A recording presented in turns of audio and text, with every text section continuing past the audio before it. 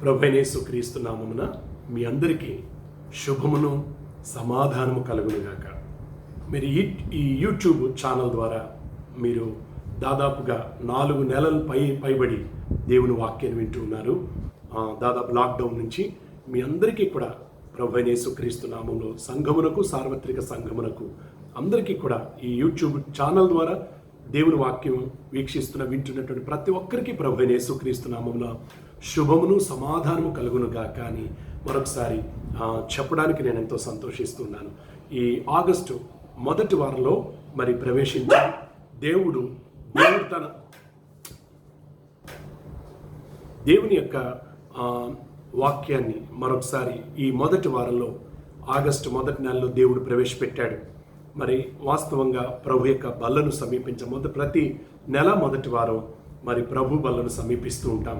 చాలా అవసరమైనటువంటి, చాలా విలువైనటువంటి సమయం ఇది. నిజంగా చెప్పాలంటే ఇంతవరకు పాటలతో ప్రభువును ఆరాధించాం.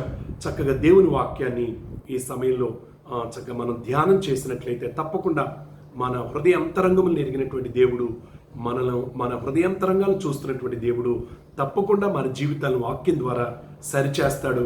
వాక్యం ద్వారా అనేకమైన విషయాలు మనతో మాట్లాడతాడు. కాబట్టి ఈ ఉదయకాల సమయంలో దేవుని వాక్యాన్ని విందాం. పేతురు గారు రాసిన మొదటి పత్రిక, అపోస్తలుడైన పేతురు గారు రాసినటువంటి మొదటి పత్రిక 2వ అధ్యాయం 1 నుంచి 5 వచనాల్లో కొన్ని విషయాలు మనం జ్ఞాపకం చేసుకుందాం. పేతురు గారు రాసిన మొదటి పత్రిక 2వ అధ్యాయం 1 నుంచి 5 వచనాల్లో దయచేసి దానికి ముందుగా మరి పేతురు గారు ఈ యొక్క పత్రిక ఎవరికి రాశారు, ఎక్కడి నుంచి రాశారు, ఏమండి ఎవరికి రాశారు అంటే ఆయన యూదులైనటువంటి క్రైస్తవులకు, అన్యులైనటువంటి క్రైస్తవులకు, యూదుల్లో నుండి ప్రభువైన యేసుక్రీస్తును అంగీకరించిన వారు, అలాగే అన్యుల్లో నుండి ప్రభువైన యేసుక్రీస్తును అంగీకరించిన వారికి. వారు రోమా సామ్రాజ్యంలో చాలా భయంకరమైనటువంటి హింసలు అనుభవించడం వల్ల, చాలా భయంకరమైన శ్రమలు పాలవటం వల్ల వారు ఇతర ప్రాంతాలకు, వారి సొంత దేశాలను వదిలి, వారి యొక్క సొంత ప్రాంతాలను వదిలి ఇతర దేశాలకు, మరి ఇతర ప్రాంతాలకు వలస వెళ్ళిపోయినటువంటి వారిని చెదరిపోయినటువంటి వారు అని అక్కడ రాశారైనా. అంటే వలస వెళ్ళిపోయినటువంటి వాళ్ళని ధైర్యపరచడానికి, వాళ్ళలో ఉన్న కొన్ని ఆత్మీయ లోపాలని సరిచేయటానికి, ప్రత్యేకంగా వాళ్ళని ధైర్యపరచడానికి కూడా ఎక్కువగా ఈ యొక్క పత్రిక రాసినట్లుగా మనం ఈ సందర్భంలో చూడగలుగుతాం. కాబట్టి దేవుని సన్నిధిలో ఈ పత్రిక ఎక్కడి నుంచి రాశారు, ఎప్పుడు రాశారు అంటే క్రీస్తు శకం 64వ సంవత్సరంలో రాశారైనా. క్రీస్తు శకం 64వ సంవత్సరంలో ఈ పత్రిక పేతురు గారు రాశారని ఎక్కువ మంది పండితుల యొక్క అభిప్రాయం. కాబట్టి ఆయన ఎక్కడి నుంచి రాశారు అంటే బబులోను అనేటువంటి పదం మనకి 5వ అధ్యాయం 13వ వచనంలో మనకు కనిపిస్తుంది. అంటే బబులోను అంటే అక్కడ అర్థం బబులోను కాదు అండి. మన పితరులు మరి బబులోన్లో ఎన్నో శ్రమలు, ఏమండి యూదులు ఎన్నో శ్రమలు బబులోనీల ద్వారా ఎన్నో శ్రమలు అనుభవించారు. కాబట్టి ఏమండి ఇప్పుడు పేతురు కాలంలో క్రైస్తవులు నీరో చక్రవర్తి పాలనలో చాలా భయంకరమైన శ్రమలు అనుభవిస్తున్నారు. కాబట్టి నీరో చక్రవర్తి యొక్క పాలనను, రోమా సామ్రాజ్యాన్ని బబులోనికి పోలుస్తూ చెప్తున్నాడు అనమాట. కాబట్టి బబులోన్ నుండి రాశాడు పేతురు ఈ పత్రిక అని చాలామంది పండితులు చెప్తూ ఉంటారు. అంటే బబులోన్ అంటే ఇక్కడ ఈక్వల్ టు రోమా సామ్రాజ్యం అని అర్థం అనమాట. కాబట్టి దయచేసి ఆ విషయాన్ని మీరు గమనించాలని కోరుతున్నాను. కాబట్టి దేవుని యొక్క వాక్యాన్ని ఈ సమయంలో విందాం. ఏమండి మొదటి 2వ అధ్యాయం 1 వచనం నుంచి 5 వచనాలు చదివితే కనుక, ప్రభు దయాళుడని మీరు రుచి చూచి ఉన్న ఎడల సమస్తమైన దుష్టత్వమును, సమస్తమైన కపటమును, వేషధారణను, అసూయను, సమస్త దూషణ మాటలను మాని, క్రొత్తగా జన్మించిన శిశువులను పోలిన వారై నిర్మలమైన వాక్యమును పాల వలన రక్షణ విషయంలో ఎదుగు నిమిత్తం ఆ పాలను అపేక్షించుడి.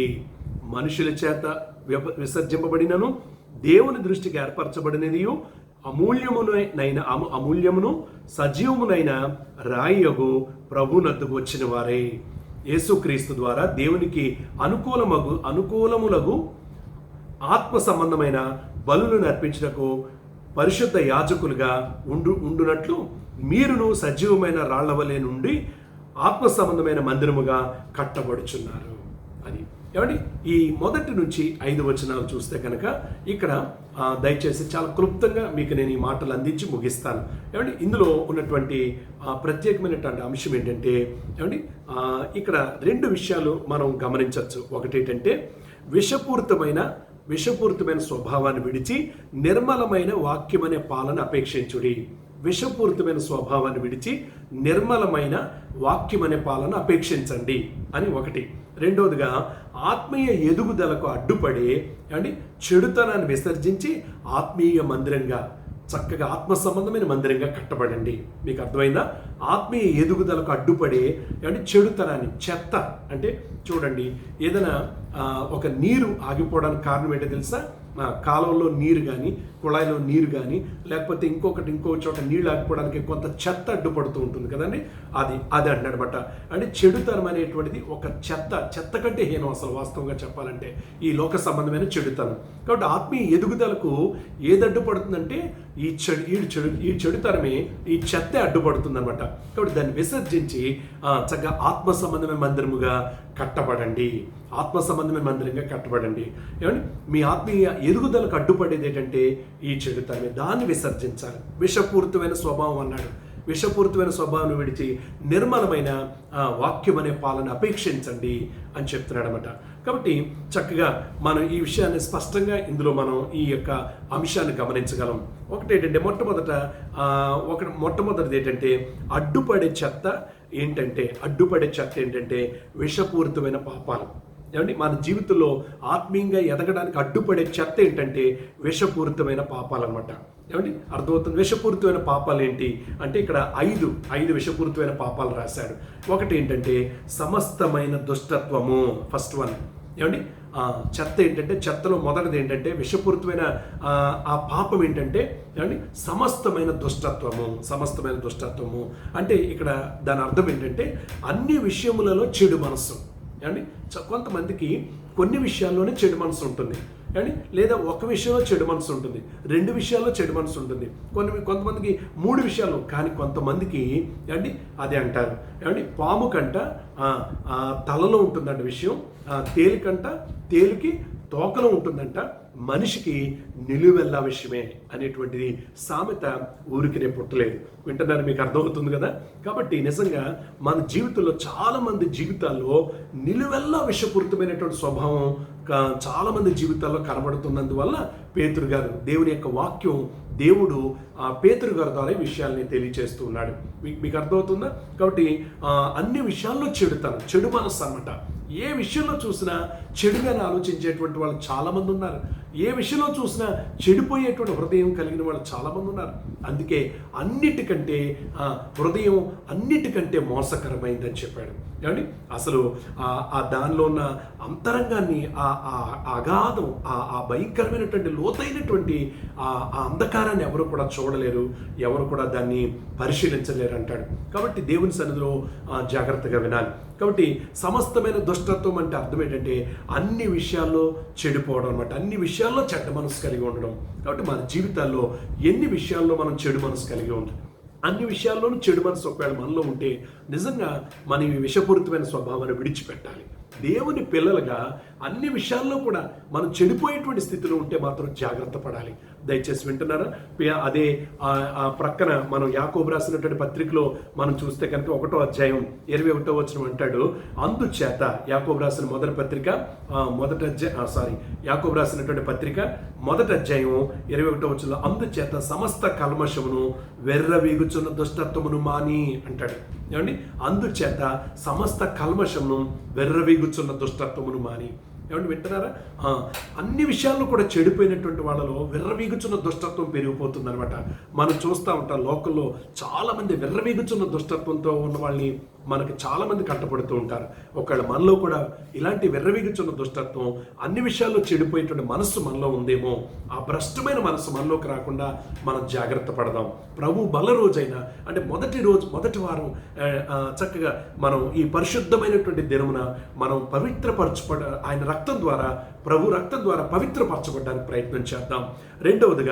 రెండవ విషపూరితమైనటువంటి పాపం ఏంటి, రెండవ చెత్త ఏంటి, అడ్డుపడే చెత్త ఏంటి, నీ ఆత్మీయ ఎదుగుదలకు, నీ ఆరోగ్యకరమైన ఆత్మీయ జీవితానికి, ఆరోగ్యకరమైన ఆత్మీయ జీవితం జీవించకుండా అడ్డుపడేటువంటి విషపూరితమైన స్వభావం రెండోది ఏంటంటే సమస్తమైన కపటము.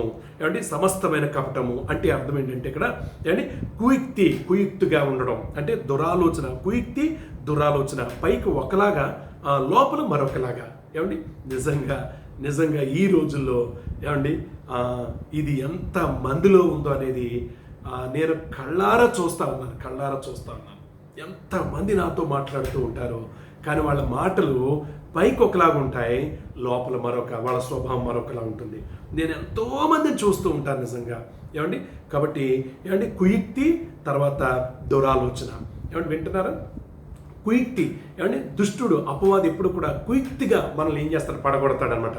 కాబట్టి అటువంటి కుయుక్తితో కూడినటువంటి ఆలోచనలు కానీ, దురాలోచన కానీ మన జీవితంలో ఉండకూడదు. పైకి ఒకలాగా, లోపల మరొకలాగా. ఏమంటే వింటున్నారా? పైకి ఒకలాగా, లోపల ఒకలాగా. పైకి ప్రైజ్లాడని నవ్వుతూ చెప్పడం, లోపల గోతులు తీసే ఆలోచనలు చేయటం, లేకపోతే అలా మనిషి ముందు ఒకలా మాట్లాడడం, మనిషి వెళ్ళిపోయిన తర్వాత ఆ మనిషి గురించి ఇంకొకలాగా మాట్లాడడం. కాబట్టి అది సమస్త విధములైన కపటం అనమాట, సమస్తమైన కపటం అనమాట. అటువంటి కపటం మన జీవితంలో ఉండకూడదు. ఇందాక యాకోబు రాసిన పత్రికలో కూడా అన్నాం కదా, ఏమంటాడు అక్కడ, సమస్త కల్మషమును అంటాడు, సమస్త కల్మషం అంటాడు అక్కడ. ఇక్కడ ఏమనంటే సమస్తమైన కపటం అంటున్నాడు, సమస్తమైన దుష్టత్వం అంటున్నాడు.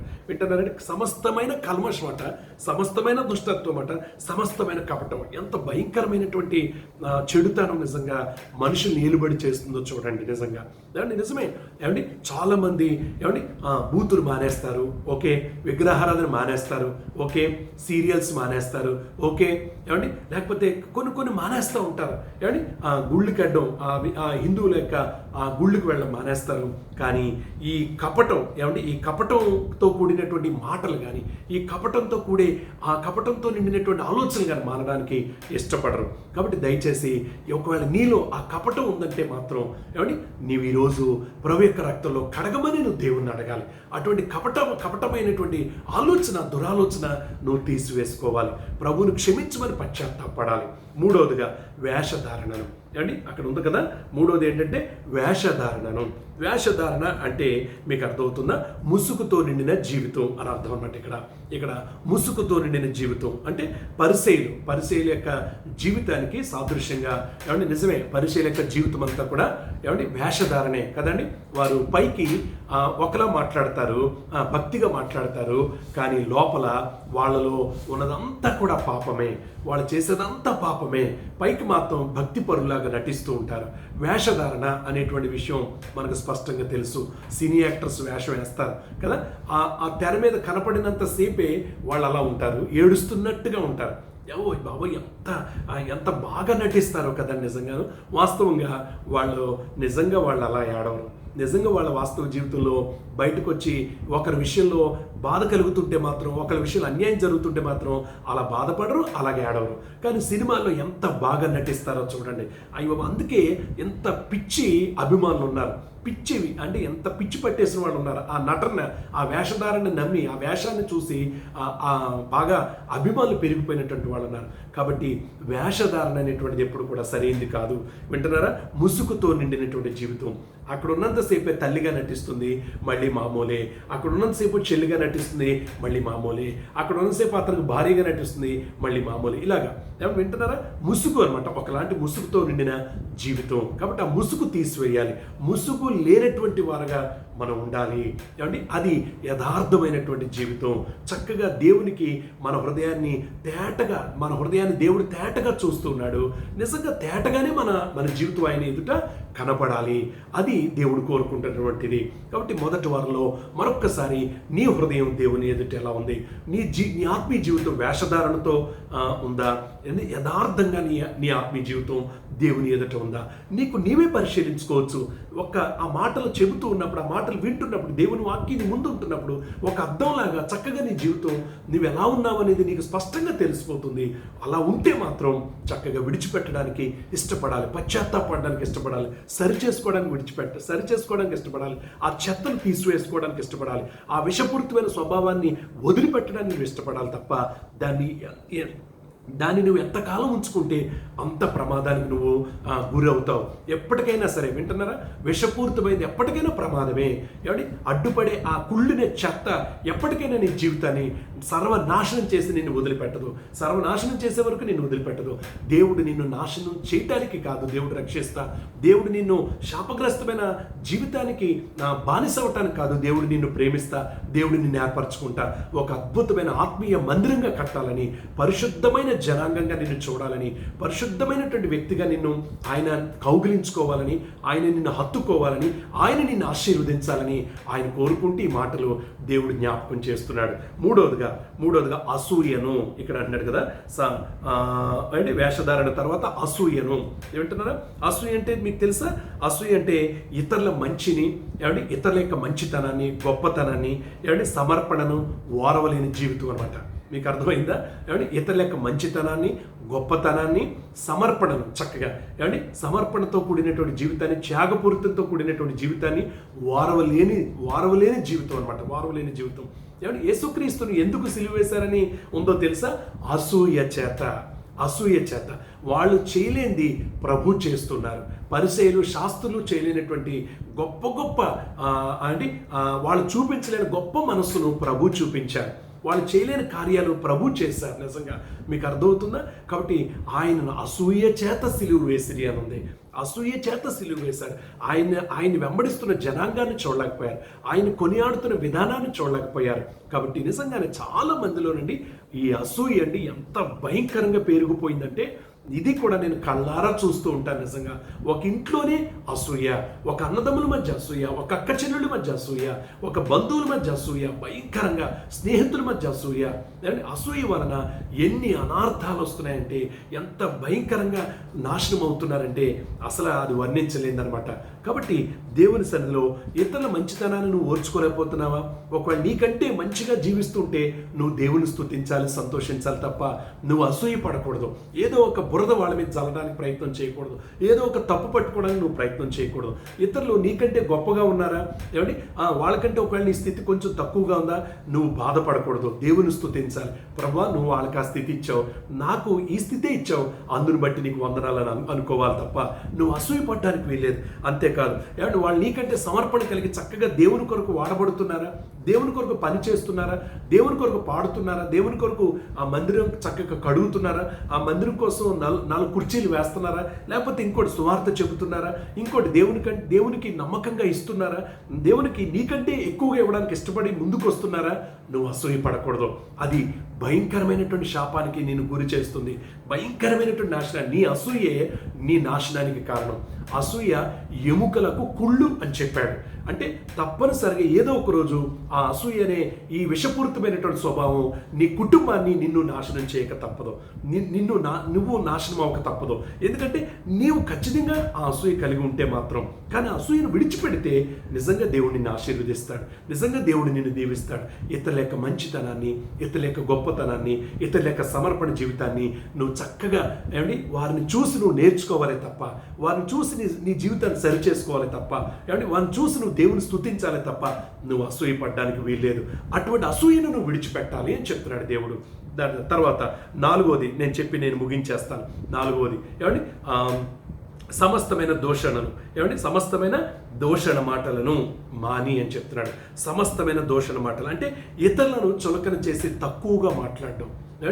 నాకు ఇది చాలా వ్యతిరేకం. ఇది ఎప్పుడూ కూడా నువ్వు మంచి స్థితిలో ఉన్నావని ఇతరులను తక్కువ చేసి చులకనగా మాట్లాడడం దేవునికి ఏమాత్రం ఇష్టం ఉండదు.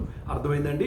ఎందుకంటే దేవుడు అందరినీ సమానంగా ప్రేమిస్తున్నాడు. ఒకవేళ నీకు బాగా పాడడం వచ్చు, నీకు బాగా ఇవ్వడం నీకు తెలుసు, ఒకవేళ నీవు బాగా తొందరగా నువ్వు దేవుని మందిరానికి రావచ్చు, నీకు దేవుని కోసం కొంచెం ఎక్కువగా తెలిసి ఉండొచ్చు, లేకపోతే నీవు ఆర్థికంగానో ఆత్మీయంగానో కొంచెం మంచి స్థితిలో ఉండి ఉండొచ్చు.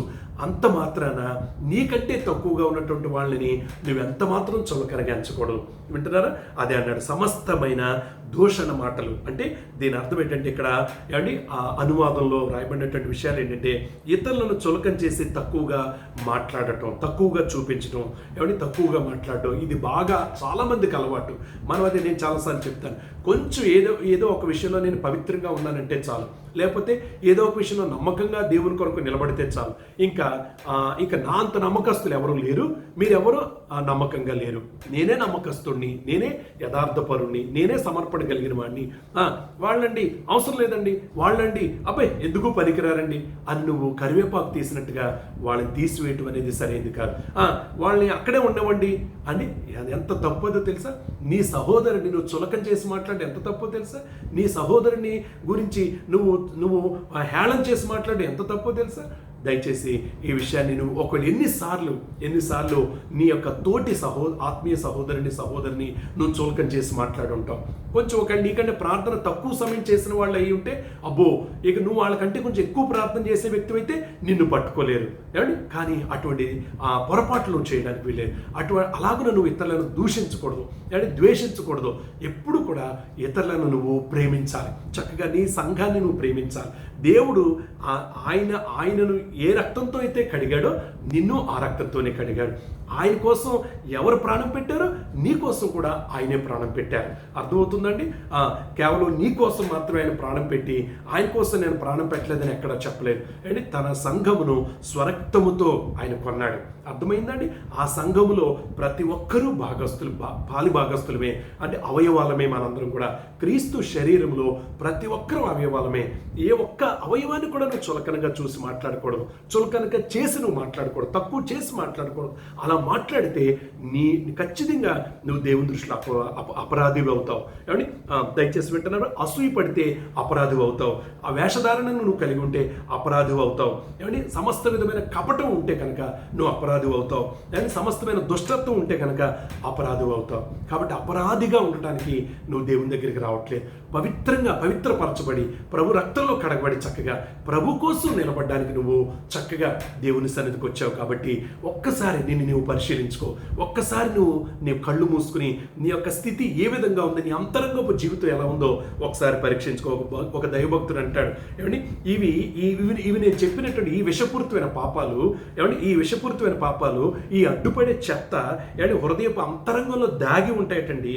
ఇవి పైకి తీయటం చాలా కష్టం అంటాడు. ఏమండి, ఆయన ఎవరో తెలుసా?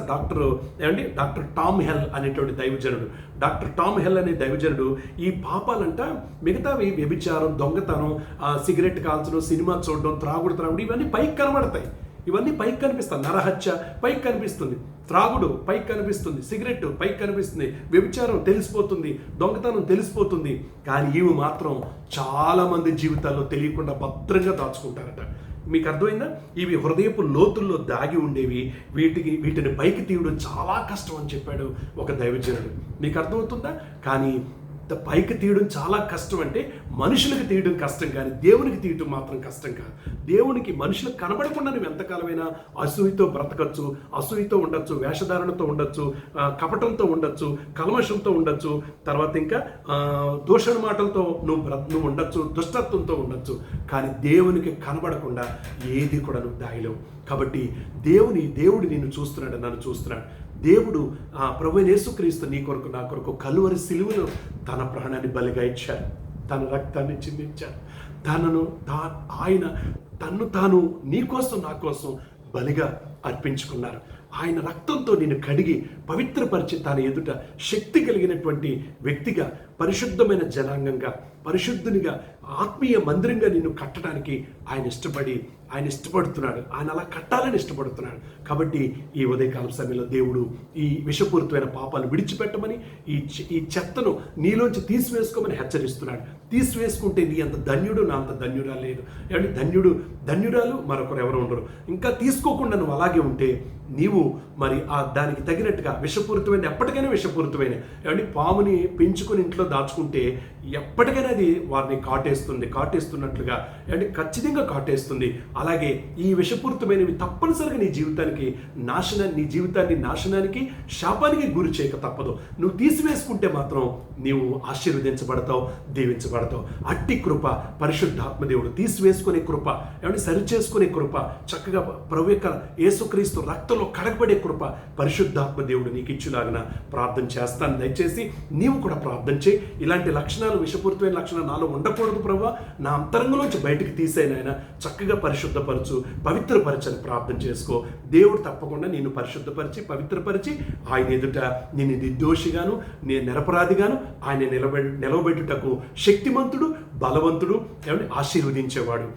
తప్పకుండా దేవుడు నీకు సహాయం చేస్తాడు. కృప కలిగిన తండ్రి, నీకు స్తోత్రాలు ప్రభువా. నీ సన్నిధిలో ఎంతవరకు నీ మాటలు విన్నటువంటి సంఘమును, అలాగే ఈ యూట్యూబ్ ఛానల్ ద్వారా నీ వాక్యాన్ని వింటున్న ప్రతి ఒక్కరిని మీరు బలపరచండి. అద్భుతమైన నీ హస్తంతో బిడ్డలలో ఉన్న ఆ విషపూరితమైనటువంటి, ఏమండి మాలో ఎవరిలో ఉన్న ఆ విషపూరితమైనటువంటి పాపాలన్నిటినీ బయటికి తీసివేసి నీ రక్తంతో కడిగివేసి పరిశుద్ధపరచండి, పవిత్రపరచండి.